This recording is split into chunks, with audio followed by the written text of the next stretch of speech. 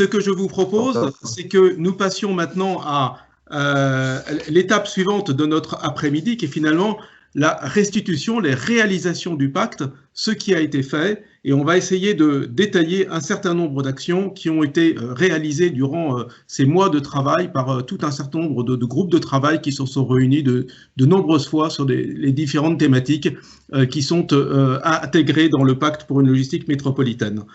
Alors pour la première action donc, qui va être restituée, je vais demander à Sonia Samadi de Sogaris, qui je crois est présente, de nous parler de l'intégration de la logistique dans les opérations d'aménagement. Et justement, il y en a été question lors de la table ronde précédente.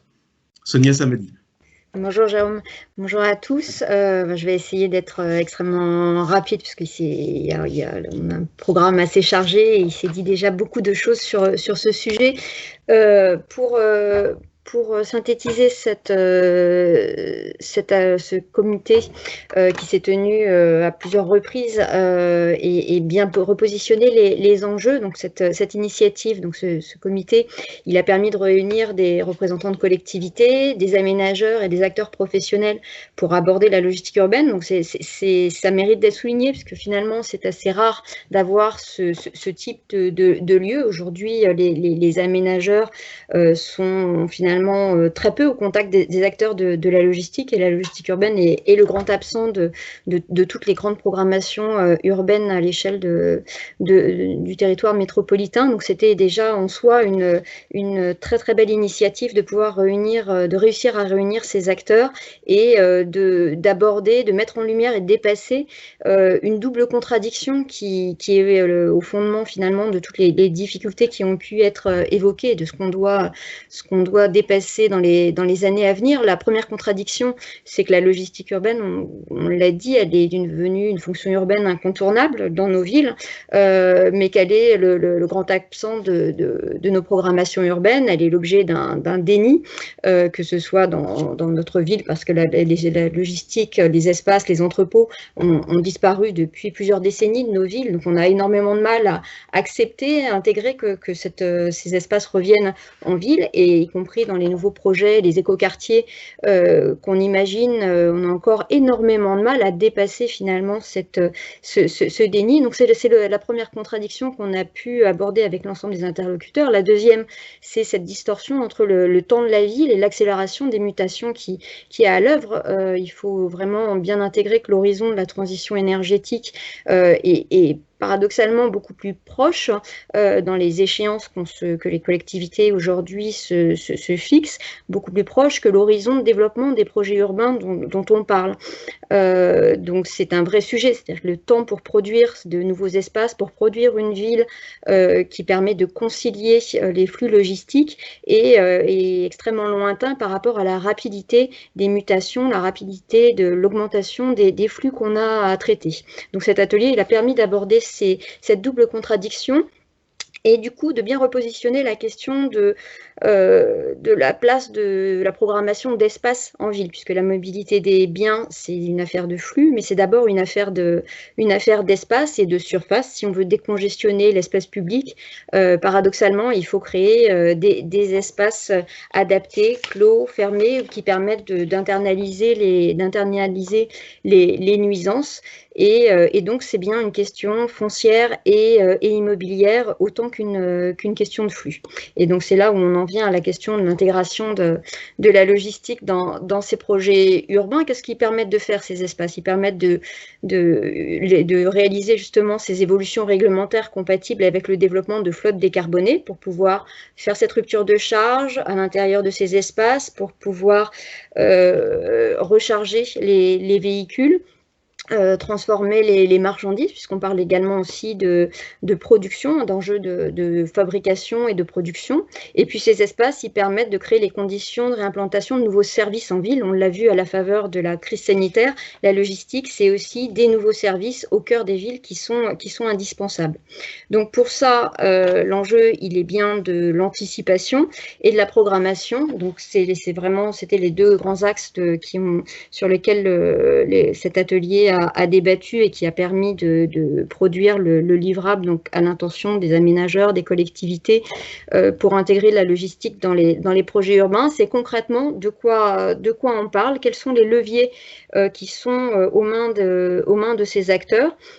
Le premier, c'est effectivement ce travail d'anticipation, savoir quel type de surface on veut développer. Tout à l'heure, on parlait de 5000 m², on parlait de petits espaces, de grands entrepôts, savoir à quel type de quartier peut accueillir quel type d'espace, quels sont les usages de demain. On évoquait tout à l'heure le fait que tout ça, ces nouveaux quartiers seront réalisés dans des horizons de 5 à 10 ans. Les pratiques en matière de logistique, elles vont elles-mêmes beaucoup changer. Donc la réversibilité de ces lieux, cette capacité d'anticiper sur les usages de demain, il faut que les aménageurs et les collectivités puissent aussi se projeter et favoriser les pratiques vertueuses de demain et pas se calquer sur les modes d'exploitation d'aujourd'hui. Donc ça, c'est vraiment l'enjeu de planification, d'anticipation.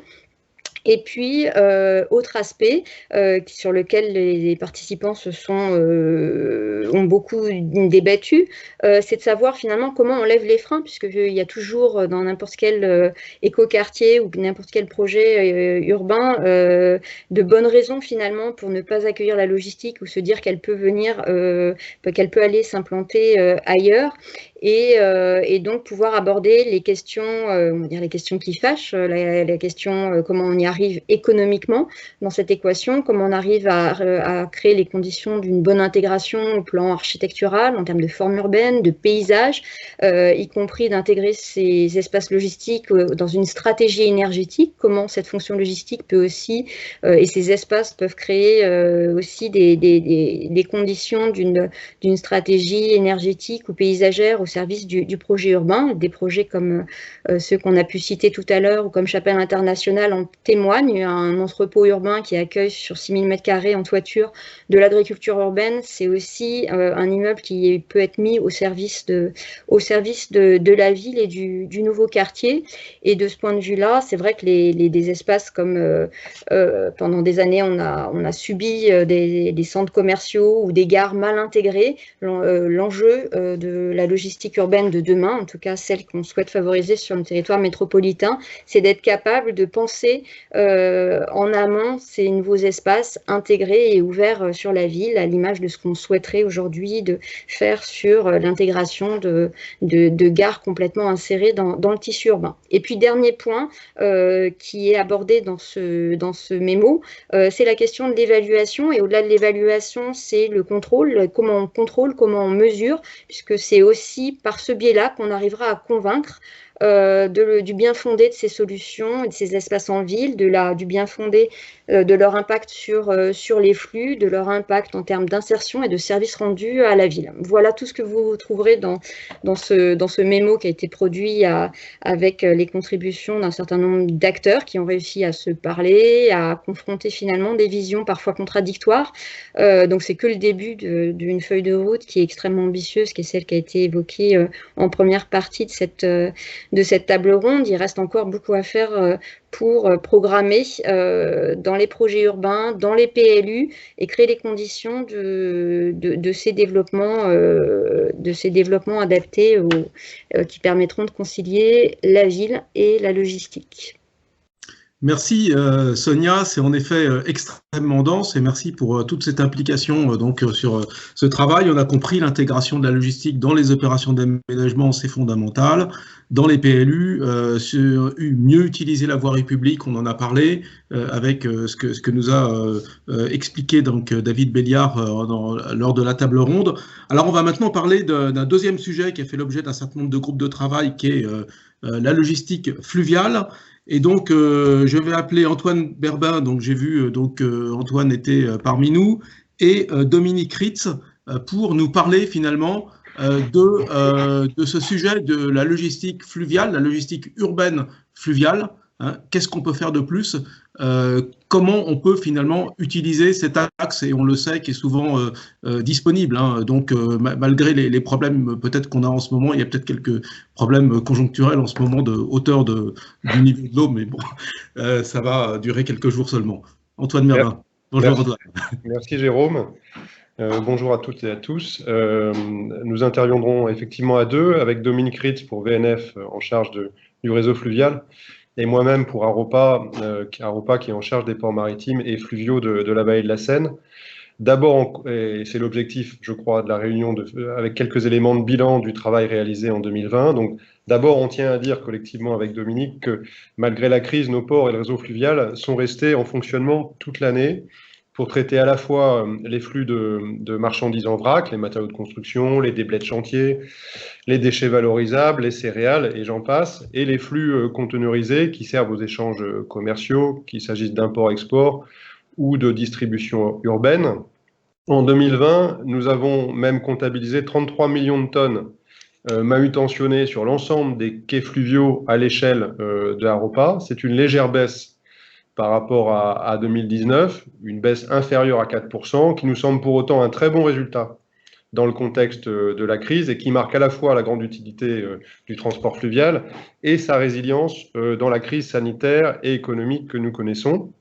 Les trafics fluviaux liés au BTP ont d'ailleurs continué à progresser en 2020 par rapport à 2019, ça malgré l'arrêt des chantiers, comme vous le savez, au moment du premier confinement au mois de mars dernier. Donc il s'agit du transport des matériaux de construction et des déblais de chantier qui sont liés notamment à la poursuite de la construction du Grand Paris Express et qui ont été liés aussi en 2020 au démarrage de la construction, aux travaux préparatoires de la construction du village olympique. On tient également à signaler que l'année 2020 a également connu des trafics importants de céréales. Alors ça concerne un peu moins la métropole du Grand Paris et plus largement l'Île-de-France, qui est une région exportatrice de céréales, avec plus 6% de transport fluvial à destination du port de Rouen pour les exportations. Donc voilà, là aussi un bon score pour le transport fluvial en 2020. Et donc, dans ce premier élément de bilan, voilà, ce qu'il faut retenir, c'est qu'en 2020, en restant ouvert, le réseau des voies navigables et les ports fluviaux et maritimes ont permis l'acheminement normal des marchandises et des biens de consommation qui sont nécessaires au fonctionnement de la métropole, de son économie et pour répondre également naturellement aux besoins de ses habitants. Au-delà des trafics fluviaux existants, en 2020, nous avons également accompagné des expérimentations de logistique urbaine fluviale, à la fois pour de nouveaux flux et pour développer de nouveaux services fluviaux. Et donc, on tient à mettre en avant quelques-unes de ces expérimentations. D'abord, l'arrivée d'un nouveau type de bateau, le Zulu, ZULU, qui est développé et commercialisé par l'armateur Sogestran sous le nom commercial Blue Line Logistics.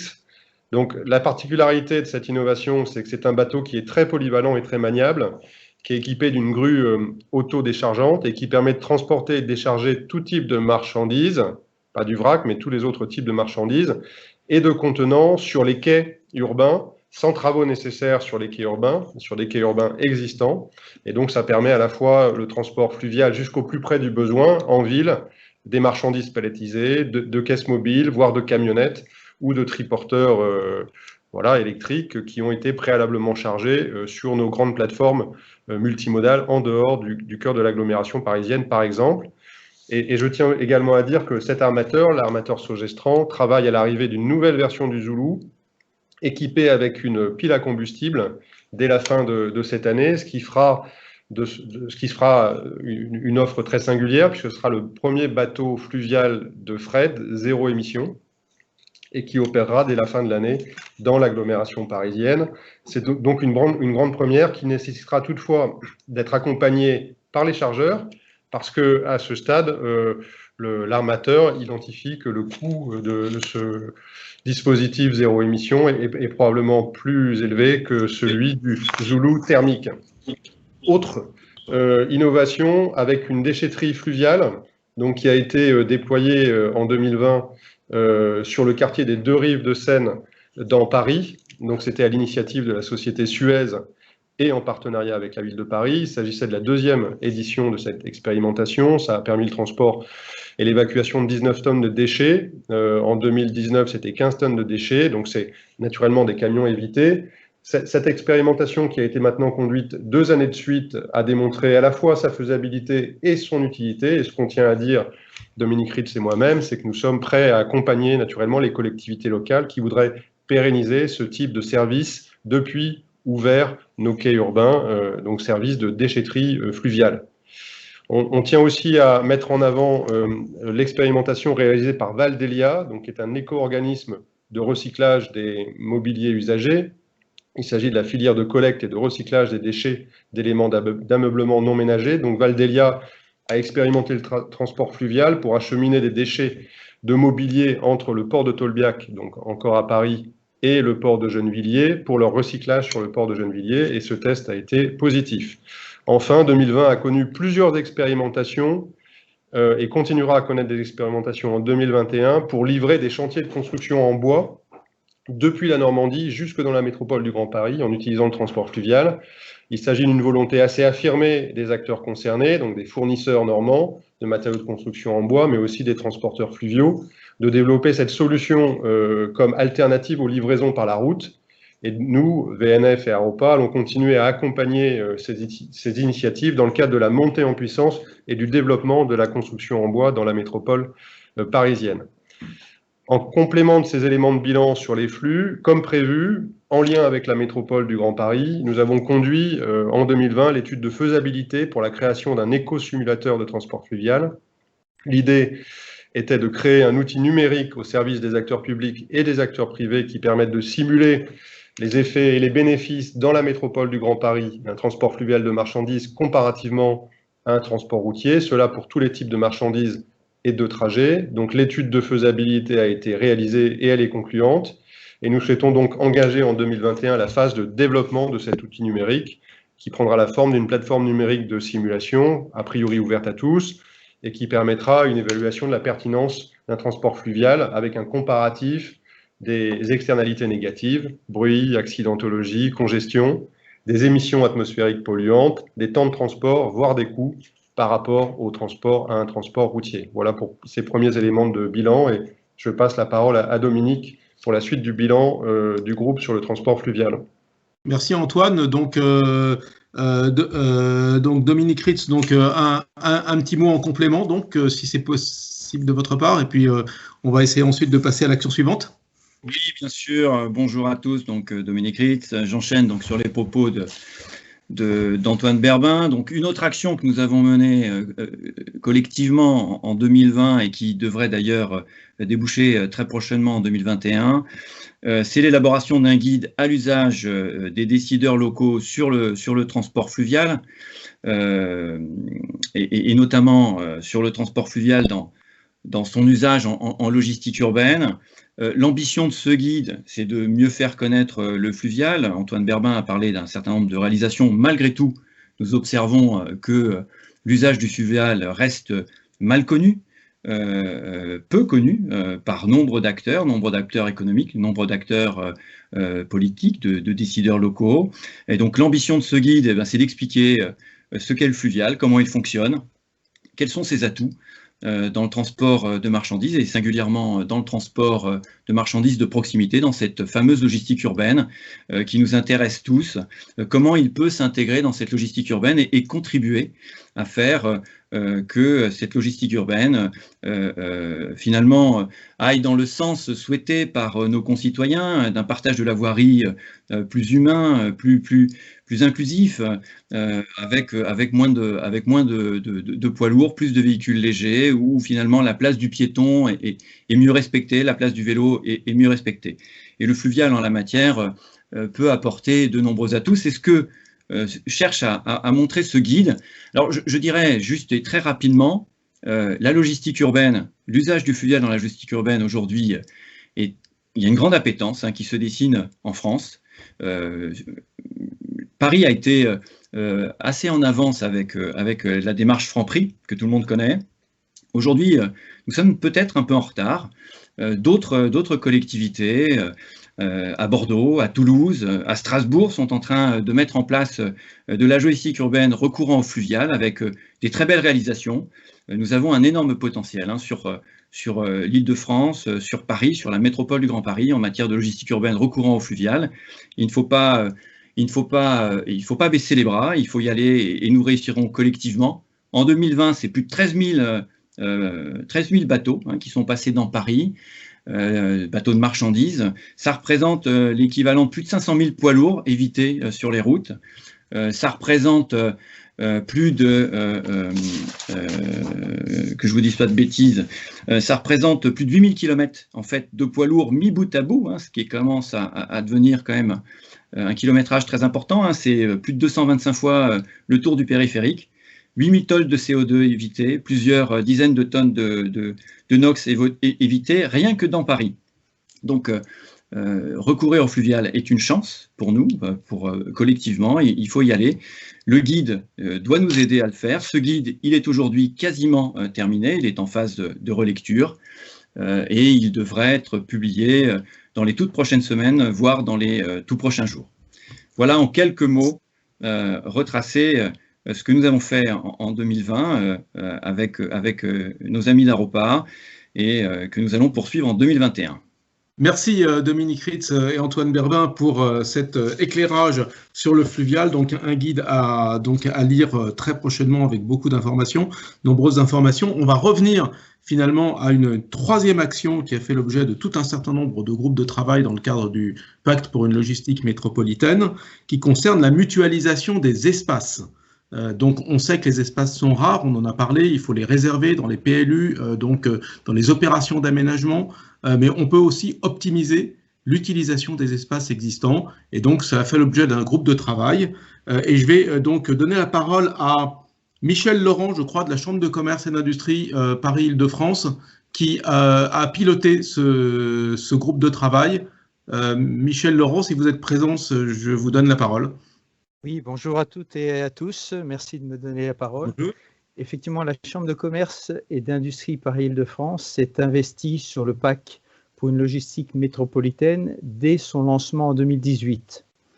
Elle en est signataire et avait au préalable contribué aux travaux d'élaboration via une prise de position intitulée « Quelle stratégie pour la logistique urbaine francilienne ?» dont la CCI Paris-Île-de-France avait identifié 3 axes d'amélioration.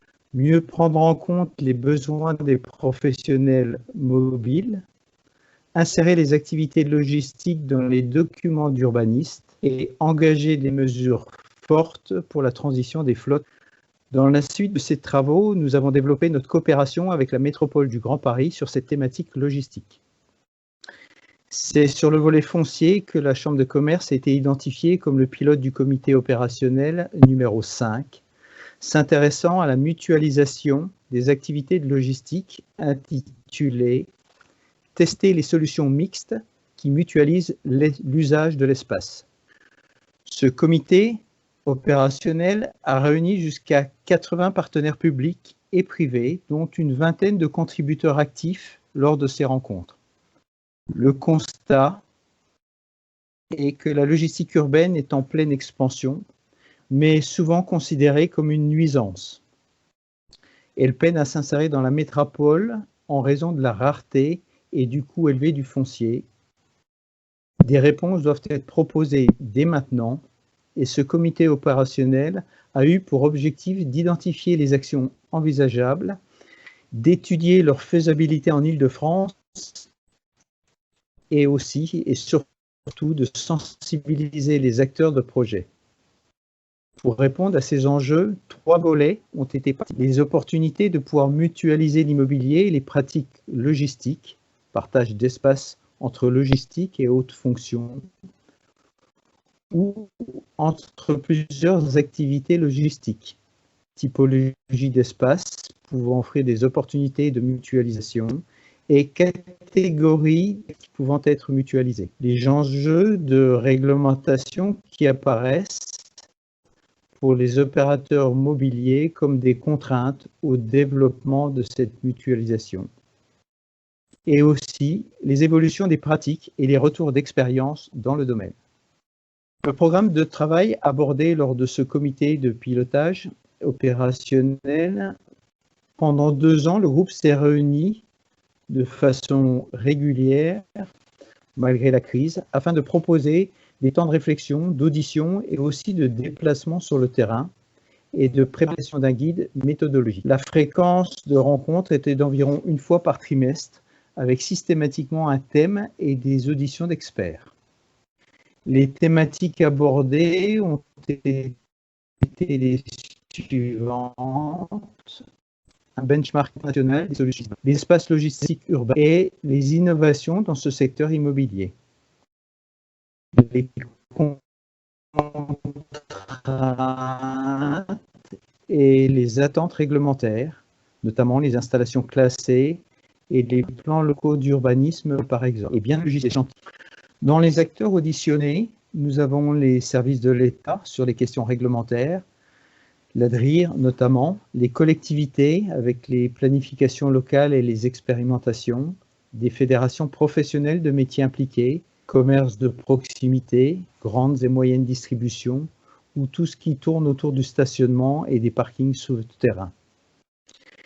Divers opérateurs logistiques ont été auditionnés comme Géopost, Mondial Relais et Star Service. Et aussi des entreprises qui ont développé des solutions immobilières ou de distribution intéressantes à étudier, type boîte à colis, Chronopost, Segro et la Sogaris.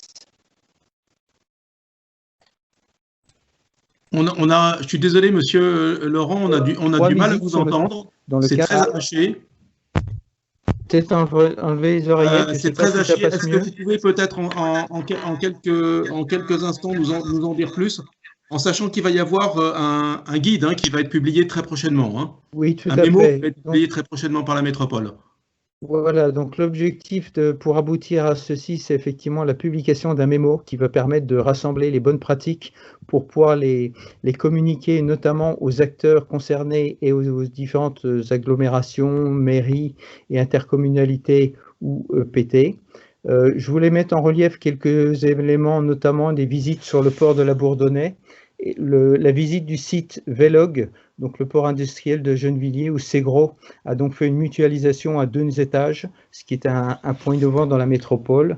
Et aussi, donc, on a participé à l'exposition au pavillon de l'Arsenal de Paris, où on a insisté un petit peu parce qu'effectivement, on a trouvé que la partie logistique n'était pas suffisamment mise en valeur. Merci. Comme vous l'avez merci indiqué, beaucoup. on a effectivement... Je suis désolé, on vous entend très mal. Bon, on vous entend très mal, monsieur Laurent. Donc,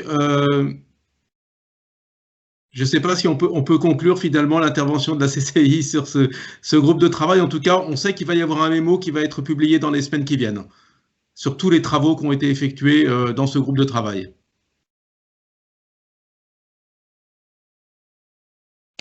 On ne vous entend pas, monsieur Laurent, du tout. Je suis désolé. Je vous propose, c'est les problèmes de la technique que nous avons. Je vous propose, on va remercier monsieur Laurent donc de ce compte rendu donc des travaux qui ont été menés dans le cadre de cette action sur la mutualisation des espaces. Donc, on aura tous donc à disposition ce mémo dans les semaines qui viennent.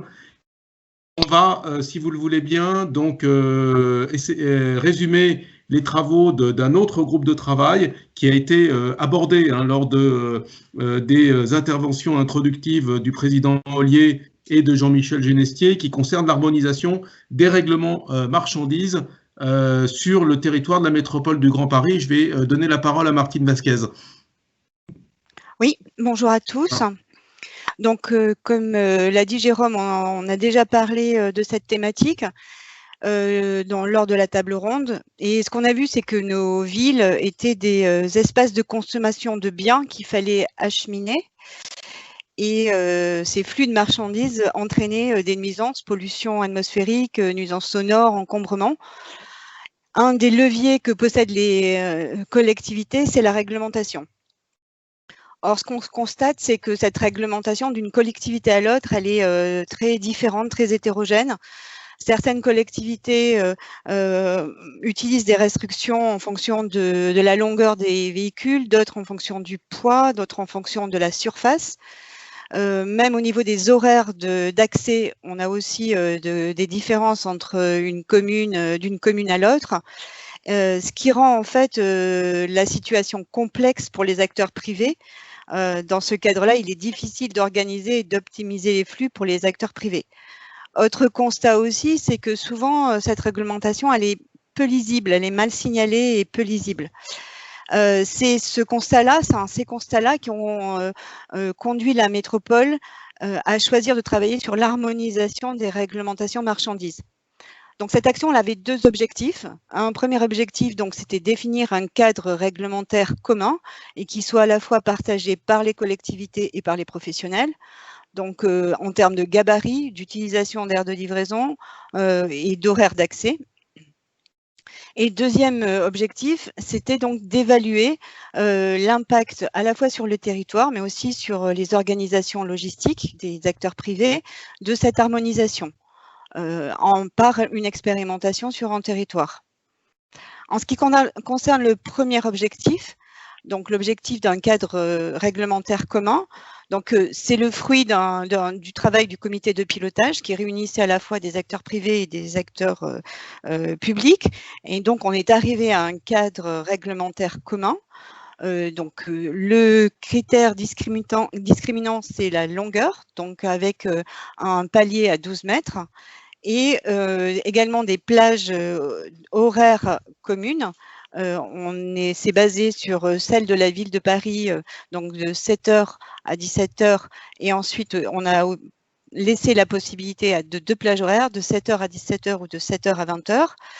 Et également les temps d'arrêt sur les aires de livraison, un référentiel commun, 30 minutes d'arrêt sur les aires de livraison. En fait, comme l'a indiqué déjà M. Béliard lors de la table ronde, ce cadre référentiel commun a été utilisé par la Ville de Paris lors de sa révision de sa réglementation marchandises. Donc, la Ville de Paris a utilisé le critère, le gabarit de longueur, donc c'est 12 mètres, la plage horaire définie et avait déjà comme temps d'arrêt sur une aire de livraison 30 minutes. L'ensemble de ces travaux sont conciliés dans un mémo, harmoniser les réglementations de transport de marchandises. Donc, ce mémo va donner aux collectivités à la fois ce cadre commun, également le type de panneau, le type de signalisation qu'il faut mettre en place, mais aussi l'arrêté type si on veut mettre en place une réglementation marchandise. En ce qui concerne le deuxième objectif, donc l'évaluation de l'harmonisation au niveau des impacts sur le territoire et sur les organisations logistiques, malheureusement, comme l'a aussi dit monsieur le président Patrick Ollier, suite à des facteurs externes, les grèves de décembre 2019, le calendrier électoral, l'expérimentation n'a pas pu être réalisée, elle a été réduite à une zone d'expérimentation, la zone d'expérimentation a été réduite et nous n'avons pas réellement pu évaluer l'impact d'une harmonisation des réglementations marchandises sur le territoire. Aujourd'hui, comment nous voulons poursuivre? Tout d'abord, faire connaître donc ce cadre commun. Donc, le mémo est disponible sur le site de la métropole. Comme les autres mémos, là, nous sommes en train de finaliser l'ensemble des mémos et ils seront tous disponibles sur le site de la métropole. Le premier à l'être, c'est ce mémo sur l'harmonisation. Donc, c'est faire connaître et fédérer les collectivités. L'idée, en fait, c'est si une collectivité se pose des problèmes, a des problèmes sur le transport de marchandises, c'est qu'elle puisse avoir l'ensemble des éléments dans ce mémo qui est construit comme un guide, comme une boîte à outils. Elle aura donc le cadre réglementaire, l'arrêté, les panneaux, le type de panneau. Donc ça, c'est la première piste pour poursuivre notre action. Deuxième, c'est des outils. Essayer donc de mettre en place des outils numériques pour pouvoir suivre le déploiement et également apporter un support aux collectivités en termes de réponse à des questions ou en termes d'outils cartographiques. Et nous sommes aussi en train de réfléchir, dernière piste, à poursuivre l'expérimentation sur un autre territoire, avec d'autres collectivités. Voilà où nous en sommes sur cette action. Merci de votre attention. Je te redonne la parole, Jérôme. Merci beaucoup Martine pour avoir tenu le timing, je vais dire, hein, donc, avec donc, des informations très précises sur un sujet absolument énorme, hein, on le sait, hein, donc il a été évoqué donc, en début de réunion. Et donc on va passer donc, à la cinquième action, hein, donc, qui a été évoquée hein, donc, par Jean-Michel Genessier, par le président Ollier. C'est le challenge Consomme Acteur. Hein, donc, comment sensibiliser les consommateurs aux enjeux logistiques. Je crois que avant de donner quelques explications, je crois qui seront données par Hortense Mourier de la métropole du Grand Paris, je crois que nous avons d'abord un petit film, c'est cela? Oui. Une vidéo, voilà. Très courte, mais qui va tout vous expliquer.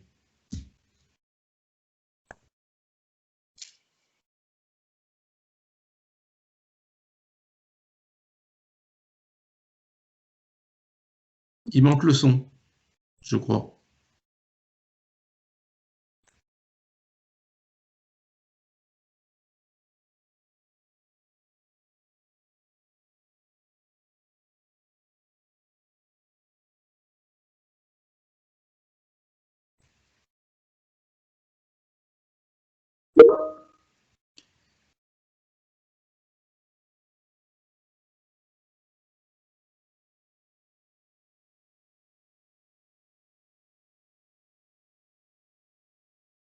Nous n'avons pas le son.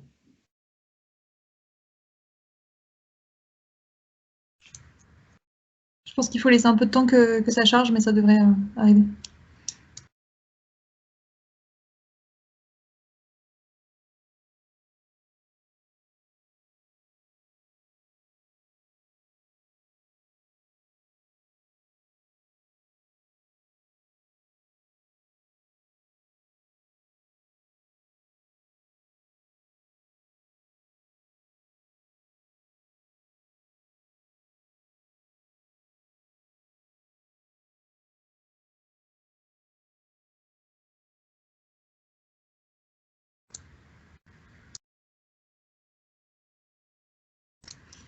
Est-ce qu'on retente encore une fois ou pas?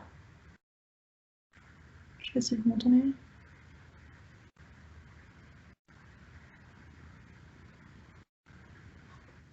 On peut réessayer encore une fois, mais on avait fait des tests.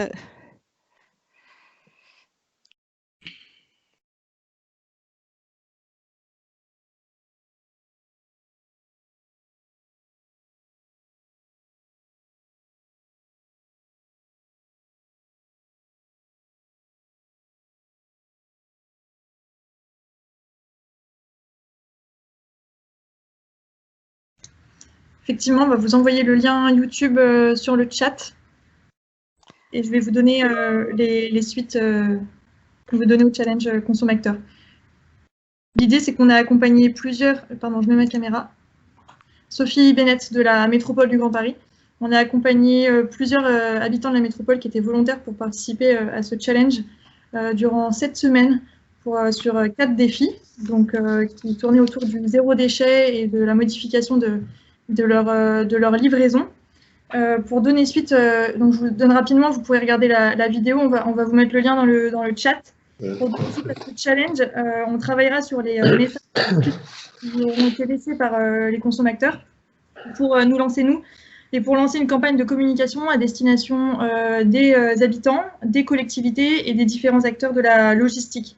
Ce challenge, il est réplicable, bien sûr, sur toutes les communes volontaires de la métropole. Et la plateforme numérique grandpariscirculaire.org sera la porte d'entrée pour diffuser cette information. Et je vous invite à consulter régulièrement cette plateforme. Merci. Je suis un peu seul là, non? On va peut-être réorienter la question.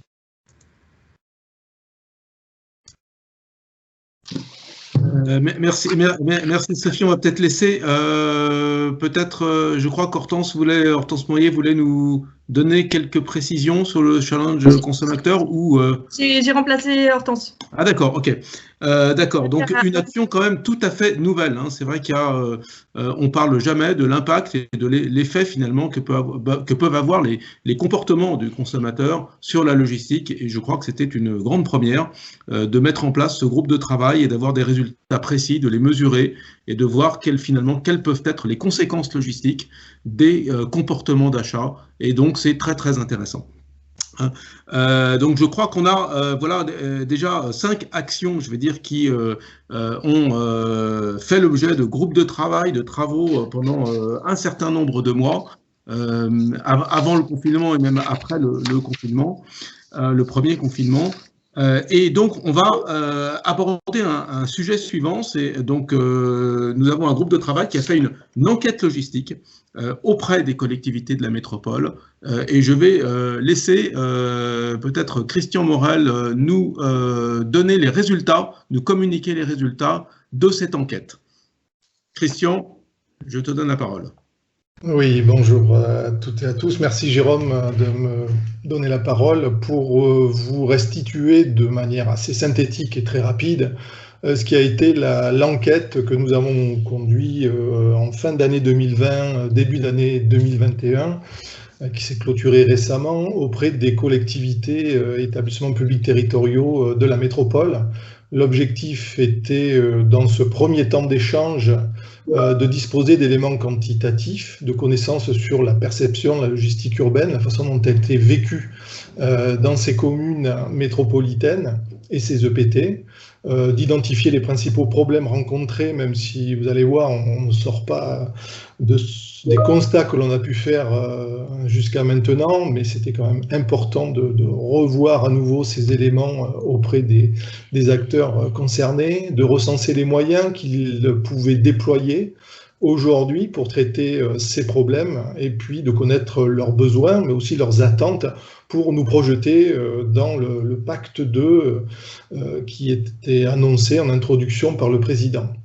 Donc c'est une première analyse quantitative qui s'inscrit bien entendu dans un processus plus large de consultation, et cette enquête en ligne sera suivie d'une approche plus qualitative par entretien auprès de ces mêmes acteurs.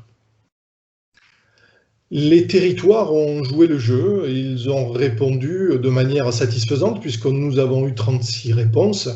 6 EPT se sont investis dans les réponses à faire en ligne à ce questionnaire et 30 communes. Donc vous voyez qu'on a 50% d'EPT qui ont répondu, qui sont mobilisés, 23% de communes métropolitaines. Donc c'est satisfaisant. Et ça montre bien le niveau finalement d'investissement ou d'intérêt de ces communes pour le sujet. Justement, la logistique urbaine dans les collectivités, comment cela se traduit? Ça se traduit essentiellement par une existence de services ou de missions dédiées, mais que l'on retrouve plutôt dans les établissements publics territoriaux. Les communes peinent à dégager des moyens et donc des référents marchandises, on les appelle comme cela, à leur échelle. Quand il y a toutefois un service dédié ou qui n'est pas dédié à cette problématique, on se rend compte que les services qui le prennent en charge sont plutôt les services liés à la voirie et déplacement, assez classiquement, ou quelquefois les services commerce, donc plus orientés vers le développement éco. Les problèmes les plus répandus et reconnus par 80% des répondants sont sans grande surprise la perception de la congestion liée à l'activité livraison sur l'espace public. Toutefois, on note des différences et c'est marqué à chaque fois, vous allez le voir, entre les établissements publics territoriaux et les communes, des perceptions différentes qui sont notamment pour les communes plus centrées sur les nuisances et les préoccupations liées à cette activité de livraison, particulièrement pour les communes, les nuisances sonores et les pollutions atmosphériques, alors que les établissements publics territoriaux sont plus, eux, focalisés sur les conflits d'usage. On l'a évoqué dans les tables rondes, le stationnement, notamment des véhicules de livraison sur l'espace public, et comme je le disais, ces difficultés de circulation liées à la congestion et l'incapacité des livreurs à se garer dans des espaces dédiés. Le volet réglementation marchandises. Donc on a interpellé les collectivités sur le fait qu'il y existe ou pas une réglementation marchandises bien identifiée, et finalement assez peu de communes ont répondu à avoir cette spécificité. Ce sont quelquefois des arrêtés, bien entendu, qui sont pris sur les aspects autorisation de circulation, mais à proprement parler, il n'y a pas de réglementation marchandises. Les critères réglementaires sont multiples, et ça nous a conforté dans l'idée de s'être engagé dans ce pacte 1 très tôt sur ce travail d'harmonisation des critères réglementaires. Donc si l'on doit distinguer encore une fois les critères en vigueur entre des EPT et des communes, on retiendra que pour les EPT, c'est la notion de gabarit, d'horaire d'accès et de stationnement arrêt qui est la plus mise en avant. Le critère poids est majoritairement présent dans les réglementations marchandises des communes, avec en deuxième et troisième rang les horaires d'accès, les stationnements et arrêts. Alors, l'aire de livraison focalise finalement tous les efforts des collectivités pour mieux traiter, mieux accueillir les livreurs sur leur territoire. C'est un outil réglementaire qui est répandu, enfin oui, dans aussi bien les EPT que les collectivités, forcément. Là où les choses se gâtent, c'est qu'il y a des difficultés réelles à mettre du contrôle autour de cet espace public qu'est l'aire de livraison. Si outil de contrôle il y a, on se rend compte que ce qui est en priorité utilisé sont les disques de livraison, la vidéo-verbalisation. Ce que l'on note également, et qui revient très fréquemment dans les réponses reçues, ce sont des moyens en personnel qui sont relativement réduits et insuffisants, que ce soit au niveau de la police municipale que les agents de surveillance de la voie publique. On a des équipes qui vont rarement au-delà de 10 voire 20 personnes. Le niveau de connaissance en logistique urbaine, on a interpellé ces collectivités, on leur a demandé de faire une auto-évaluation de la connaissance en logistique urbaine. Alors pour les EPT, c'est un peu plus satisfaisant, ils se sentent un peu plus forts et prêts à répondre à ce défi de la meilleure mobilité des marchandises. Pour les communes, c'est autre chose. Là, le bilan est beaucoup plus nuancé et assez catastrophique, je dirais, puisque plus de 52% des communes se disent mal informées, mal équipées pour répondre à ce sujet. Enfin, pour terminer, besoins des territoires et leurs attentes. Les besoins diffèrent, encore une fois, entre les établissements publics territoriaux et les communes. Pour les EPT, on a une attente forte en termes d'outils d'analyse et de moyens humains, c'est-à-dire renforcer les équipes en charge, on l'a vu, il y avait des services dédiés marchandises, donc il y a une volonté d'étoffer ces moyens. Pour les communes plus proches du terrain, plus enclines à développer des sujets sur le terrain, il y a un soutien à l'expérimentation et un besoin de guide pratique qui est attendu. Donc c'est une réponse que la métropole leur amène au travers des mémos qui vous ont été présentés. Et enfin, les attentes, là, pour le coup, se dégage une forme d'unanimité, aussi bien pour les communes que pour les EPT, c'est qu'il y a une vraie attente d'accompagnement dans la transition énergétique, l'accueil de ces ZFE, et puis une aide à l'expérimentation, encore une fois, pour développer de nouveaux modèles plus durable en matière de mobilité des marchandises.